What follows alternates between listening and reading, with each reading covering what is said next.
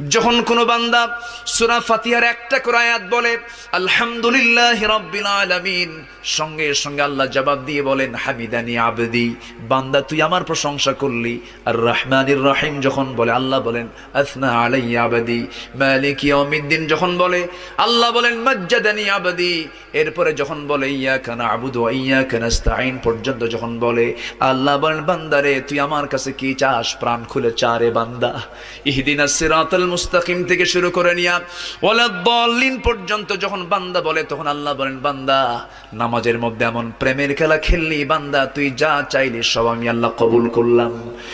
ওই বান্দা যখন রুকুতে যায় আল্লাহ তখন অস্থির হন।